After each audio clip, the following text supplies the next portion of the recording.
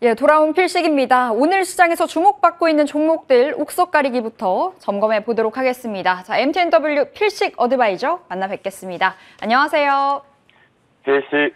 네, 반갑습니다. 자, 위원님, 오늘 핫한 종목들 점검 받아볼게요. 첫 번째 종목은 한미 글로벌 보겠습니다. 사우디 네옴시티 건설 협력 그 모멘텀이 지속적으로 좀 부각이 되고 있습니다. 어제 오늘 10% 이상의 급등세 보여주고 있는데 단기 과열 종목으로 지정이 됐더라고요. 이제는 좀 보유자들의 영역에서 바라봐야 될까요? 어떻게 보세요? 네, 전체적으로 이제 단기 과열 부분이 좀 들어오다 보니까 동사가 이제 단일가 거래를 하고 있죠. 조금 이 부분이 조금 부담스럽다는 부분을 좀 갖고 계셔야 될 것 같고요. 최근에 계속 강하게 좀 올라가는 부분은 해외 사업 쪽 부분에 대한 지연되었던 수주 소식들이 본격화되고 있는 부분, 그리고 네옴시티 쪽 부분에 사우디 쪽에 수주 이력을 가지고 있습니다. 그러다 보니까 가장 대장주 역할로 수주에 대한 기대감이 더 폭증을 하고 있는 부분인데요. 현재 기준점에서는 사실 보는 관점에서는 단일가 거래까지 진행이 되고 있기 때문에 보유자분들의 영역인 것 같습니다. 그런 부분을 놓고 본다라면 역사적인 신고가까지는 한 번쯤 터치를 좀 하러 갈 가능성이 좀 높다라고 볼 수가 있겠는데요. 이렇게 보시면 월봉상으로 놓고 봤을 때 동사 같은 경우는 2009년도에 25,300원이 역사적 최고가 부분입니다. 그 부분을 놓고 본다라면 현재 기준점의 단일가에 오늘 조금 일봉상으로 놓고 보시는 바와 같이 윗꼬리가 좀 잘려있긴 하지만 다시 한번 이 부분의 부분까지는 한번 도전이 좀 가능성이 있다라고 말씀 좀 드리겠고요. 보유자분들 같은 경우에 영역이기 때문에 신규는 이 이슈만 가지고는 스톱, 매도 의견이겠고요.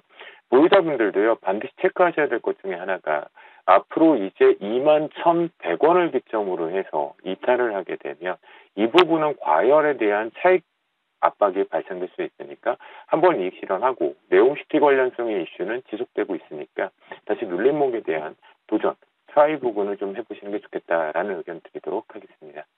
예, 한미글로벌 일단 보유자들 어느 정도 수익이 나고 있다면 좀 챙겨가면서 진행을 해보셔야 되겠습니다. 이렇게 이야기 드려볼게요.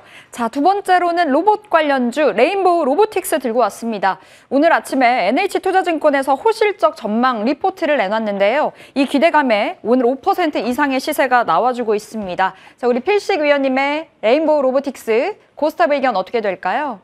네, 일단은 답을 먼저 드리면 분할 매수 의견을 좀 드리는데요.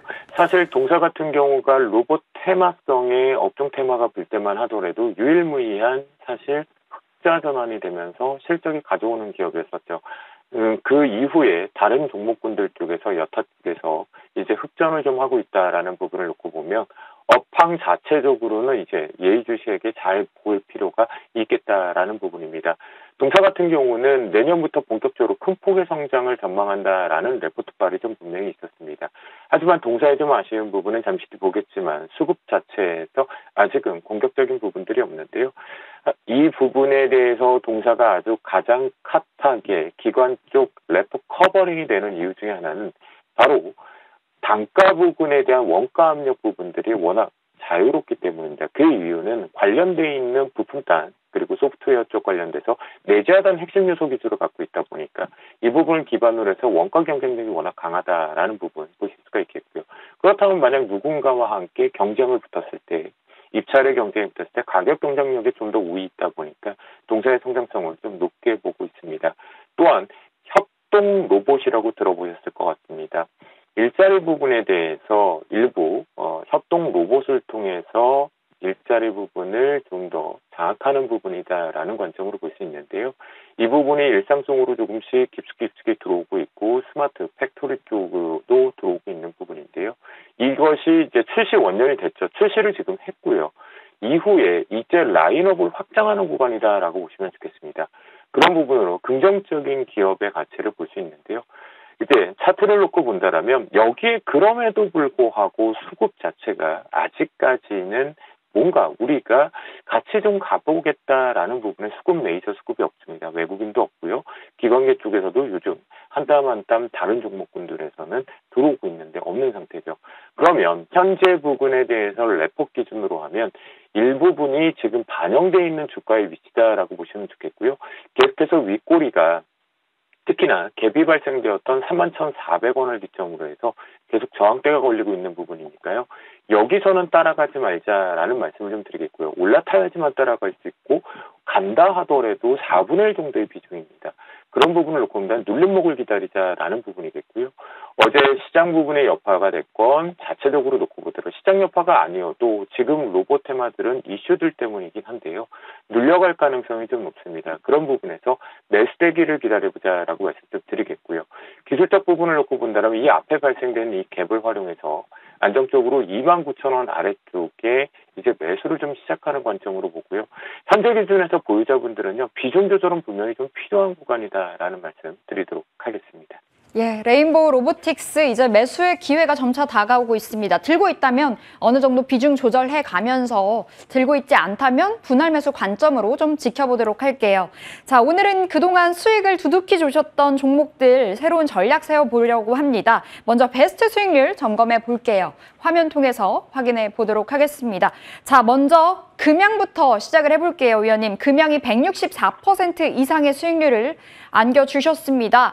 참 핫했죠. 현대로템도 70% 가까운 수익률, 그 밖에 태광과 레이크 머티리얼즈, 키다리 스튜디오까지 40%, 50%의 수익률을 이었고요. 엔지캠 생명과 캠트로스 그리고 레이까지 일제히 수익을 안겨주셨습니다.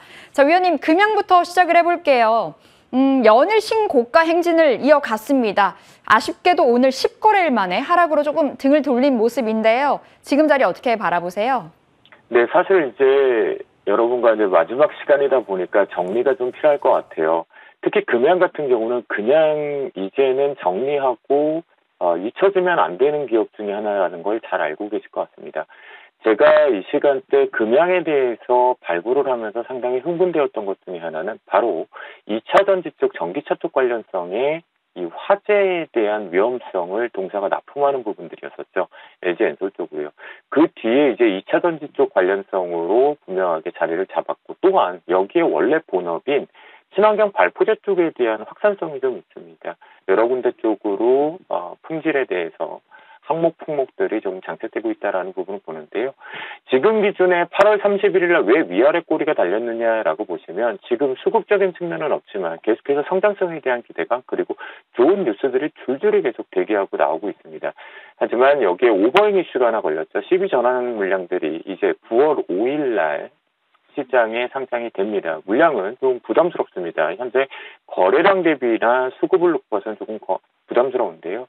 그렇다고 한다면 이 부분을 피하기 위해서는 한 번쯤은 여기서 이익 실현을 하고 9월 5일 이후에 그 물량들이 현재 전환가액과 비교를 한다면 최소한 3배수 이상 정도거든요. 결국은 자금을 회수하는 엑시트 가능성이 좀 있기 때문에 그 부분을 좀 더 확인해 보시면 가장 좋겠고요. 난 그 오버행도 기다리겠어라고 한다면 지금 형성되어 있는 이 부분, 오늘 종가상 12,200원 위에서 끝나줘야지만 이 오버행을 시장에서는 그냥 부담스럽게 생각하지 않고 끌고 올라간다라고 보시면 좋겠습니다.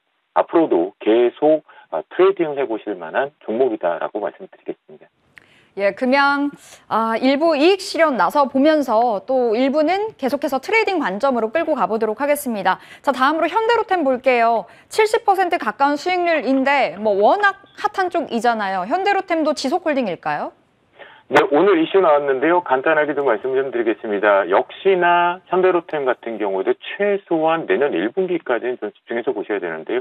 오늘 아랫꼬리가 급하게 달렸던 부분과 지금 상승 쪽으로 전환된 이유 중에 하나는 바로 우리나라 자체 조달청을 통해서 지금 철도공사를 통해서 발주가 좀 들어와 있던 부분이죠. 이 부분으로도 또다시 본업적 부분의 캐시카우가 좀 발생됐고, 특히 현대로템 같은 경우 K 시리즈라고 표현하죠. 코리안 시리즈라고 표현하는데 새로운 단어를 만들었습니다. K 방산이라는 부분이겠죠. 그 부분 쪽에서 긍정적으로 계속 바라보시면 좋을 것 같습니다. 결국 또한 네일 솔루션 관련 쪽으로 유럽발 수주가 또 지속되고 있다라는 부분, 그리고 여기에 K 전차 부분까지 방산 쪽으로까지 연결고리가 있다라는 거 긍정이니까요. 이 부분 긍정적으로 바라보시면 좋을 것 같겠고요. 내가 트레이딩 쪽으로 놓고 본다라고 한다면 최근에 저점적으로 형성이었던 이 위치가 좀 중요할 것 같습니다. 이 부분 28,600원대 부분에 형성이 되어 있는데 이 부분과 함께 만약 시장 때문에 흔들리거나 개별적인 이슈 때문에 흔들린다고 한다면 이 갭을 활용해서 대응하는 부분 전략 세워드리도록 하겠습니다. 네, 현대로템 AS 들어봤고요. 하나 더 볼게요. 두산 에너빌리티 보겠습니다.